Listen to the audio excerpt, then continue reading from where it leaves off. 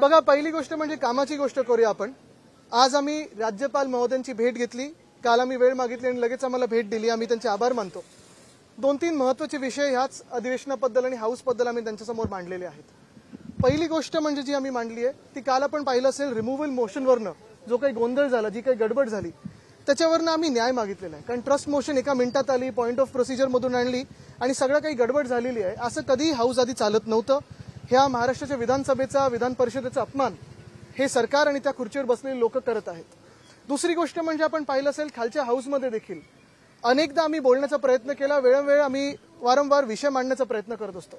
मग कधी अबू अझमी असेल, कधी औरंगजेब असेल, कधी अजून कोण असेल, त्याच्यावरनं सत्ताधारीच पक्ष हाऊस बंद पाडतं, कारण त्यांच्याकडे अजेंडा राहिलेला नाहीये काही. आणि तिसरी गोष्ट सगळ्यात महत्त्वाची म्हणजे काल देखील मी तुमच्यासमोर येऊन जे विषय मांडला, आम्ही प्रश्नोत्तराचा तास असेल किंवा लक्षवेधी असतील किंवा इतर कुठच्याही म्हणजे आमचा प्रस्ताव असेल, मंत्री बसतात, नाही बसत, सेक्रेटरी असतात, नसतात, ह्या सगळ्या विषयांवर कुठे ना कुठेतरी गांभीर्यपूर्वक चर्चा झाली पाहिजे. आम्ही विनंती राज्यपाल महोदयाने ही केलेली आहे की त्यांनी सरकारमधले प्रतिनिधी बोलून घ्यावे आणि त्यांना समज द्यावं, मुख्यमंत्र्यांना बोलून घ्यावं आणि मुख्यमंत्री महोदयांनी सगळ्याच कॅबिनेट मंत्र्यांना समज द्यावी की उत्तर स्वतःची स्वतः द्यावी, अभ्यासपूर्वक द्यावी, अभ्यास करून यावं आणि विधानसभा किंवा विधान परिषद चालू असताना मंत्र्यांनी तिथे हजर राहावं, सगळे अधिकाऱ्यांनी तिथे हजर राहावं. काल आपण पाहिलं असेल, नाना पाटोळे साहेब बोलायला उभे राहिले तेव्हा आम्ही तर प्रश्न विचारलेच की मंत्री कुठे आहेत. एक मंत्री बसले होते, तेही तिसऱ्या रांगेत. ती अदृश्य गॅलरी जी असते तिथे एक सुद्धा सेक्रेटरी नाही, डेप्युटी सेक्रेटरी नाही, खात्याचं कोणी घेणं देणं असलेला माणूस नाही, पीए नाही. आणि हे सगळं होत असताना फक्त आम्ही विरोधी पक्ष म्हणून नाही, तर आज जनतेतून निवडून आलेले आमदार म्हणून इथे आलेलो आहोत. कारण आम्ही जनतेचे प्रश्न मांडत असतो. सत्ताधारी आमदारांसारखं हाऊस आम्ही बंद पाडत नाही, पण विषयावर चर्चा करताना मंत्र्यांना गांभीर्य असायला पाहिजे. सत्ताधारी लोक काल देखील, सत्ताधारी आमदार देखील काल आमच्यासोबत सुरात सूर मिळवून त्यांनी देखील हाऊस 10 मिनिटांसाठी तहकूब करून घेतलं. कारण ते देखील म्हणतायत की सत्ताधारी पक्षातले असो की विरोधी पक्षातले असो, जे काही आमच्या मागण्या असतील, कपात सूचना असतील, जे काही आमची विनंती असतील, ह्या सगळ्या चर्चेच्या तिथे मंत्र्यांकडून गांभीर्यपूर्वक विचार झाला पाहिजे. बघा, आम्ही त्याच्यासाठी आलेलो नाहीच आहे. कारण विरोधी पक्ष नेत्याचं आम्हाला उत्तर हे अध्यक्ष महोदयांकडून येणं बाकी आहे. आमची ही अपेक्षा आहे, अजूनही चांगल्यात आमचा विश्वास आहे आणि हा विश्वास आहे की लोकशाहीचं जे काही आतापर्यंत प्रथा परंपरा पाळत आलेलो आहोत ती पाळली जाईल आणि आम्हाला विरोधी पक्ष नेता दिला जाईल. कालपासून जे तुमच्यावर आरोप होत आहेत, सुरुवातीला तुम्ही ज्या गोष्टीचा उल्लेख केला की तुमच्यावर देखील आरोप होत आहेत, कालपासून आज सभागृह देखील बंद पाडण्यात आले. आता तुम्ही पण ह्या गोष्टीशी साक्ष आहात. गेले 5 वर्ष बदनामीचा प्रयत्न हा होतच आहे सातत्याने. कोर्टात आहे, कोर्टात बोलू. पण महत्वाची गोष्ट हीच आहे, मी तुम्हाला वारंवार सांगितलेलं आहे की आम्ही आणि खास करून आपण पाहिलं असेल, माझं ट्विट असेल किंवा आम्ही सगळेच एकत्र आम्ही ह्या सरकारला ह्या एका अधिवेशनामध्ये एक्सपोज केलेलं आहे. फक्त आम्ही नाही तर संघाने पण एक्सपोज केलंय. काल तर संघातले देखील लोक बोललेत ना की औरंगजेब विषय हा चुकीचा आहे.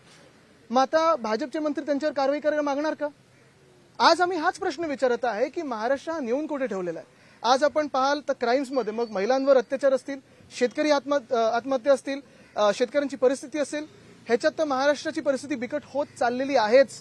पण त्याच सोबत माझ्या सगळ्या सहकार्याने इथे त्यांच्या अधिवेशनाच्या भाषणामध्ये अर्थसंकल्पावर बोलताना भाजपचे जे किंवा ह्या महाझुटीचे जे काही प्रमुख मुद्दे होते, ज्याच्यावर निवडणूक जिंकले असं ते बोलतात, निवडणूक जिंकले हे निवडणूक आयोगामुळे, वोटर फ्रॉडमुळे, तरी देखील जे काही त्यांचे 10 मुद्दे होते, एक सुद्धा मुद्दा ह्या अर्थसंकल्पात आलेला नाहीये.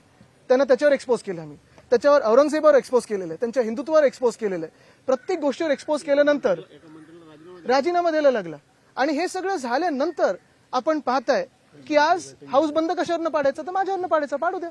पण जनता हाच सवाल विचारत आहे की तुम्ही तर सत्ताधारी पक्षातले आमदार आहात, तुम्हाला जर निवडून दिलं असेल आम्ही तर काम करायला निवडून दिलेलं आहे, महाराष्ट्राबद्दल बोलायला दिलेलं आहे, बोला ना महाराष्ट्राबद्दल, चर्चा करा.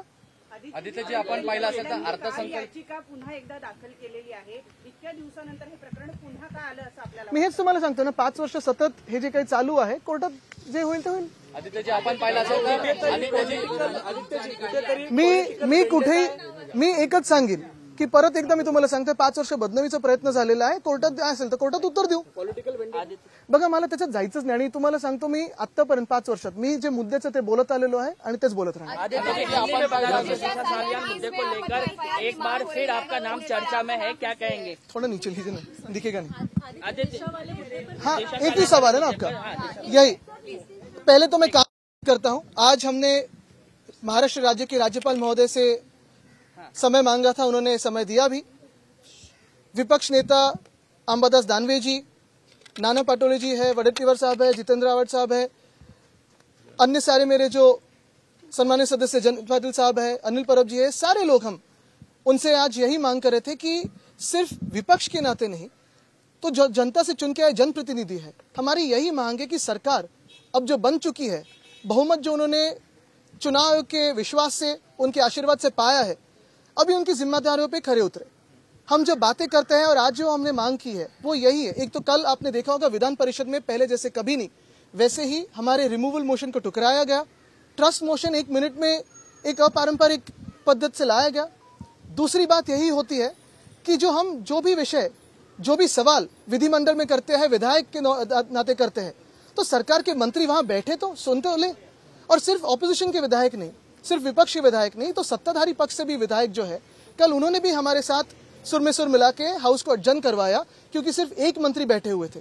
बात का कोई गांभीर्य नहीं है, बात सुनना नहीं चाहते, काम की बात करना नहीं चाहते हैं, तो बात किस पे करते हैं?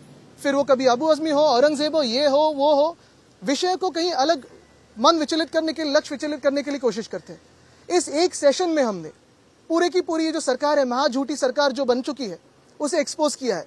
फिर वो बजट के बारे में हो या फिर उनके प्रोमिसेस जो फेक प्रोमिसेस है उनके बारे में हो, उनके फेक नैरेटिव के बारे में हो, उनके फेक हिंदुत्व के बारे में हो, सारी की सारी बातें हमने एक्सपोज की है. सिर्फ हमने नहीं तो कल स्वयं आरएसएस ने भी बीजेपी को एक्सपोज किया है दंगों के ऊपर से.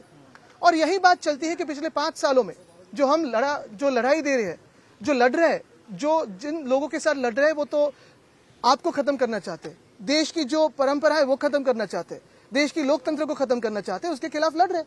और इसी में मेरी बदनामी की कोशिश पिछले 5 सालों से हो रही है, चलती आई है. अब अगर कोई आज बात कोर्ट में है तो कोर्ट में जवाब देंगे. शीशी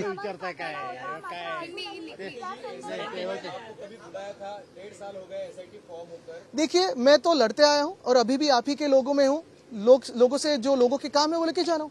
मात्र यही है कि बदनामी की कोशिश चलती रहेगी, मेरी लड़ाई इस देश के लिए चलती रहेगी. 5 साल के बाद आदित्य, सवाल ये है कि 5 साल के बाद अचानक इस मुद्दे को क्यों उठाया गया? ये सवाल मेरे लिए नहीं, सवाल आप सबके लिए.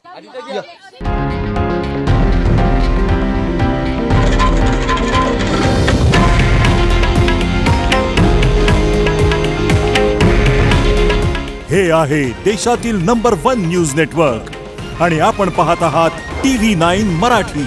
काळजी तुमची, हित महाराष्ट्राचं.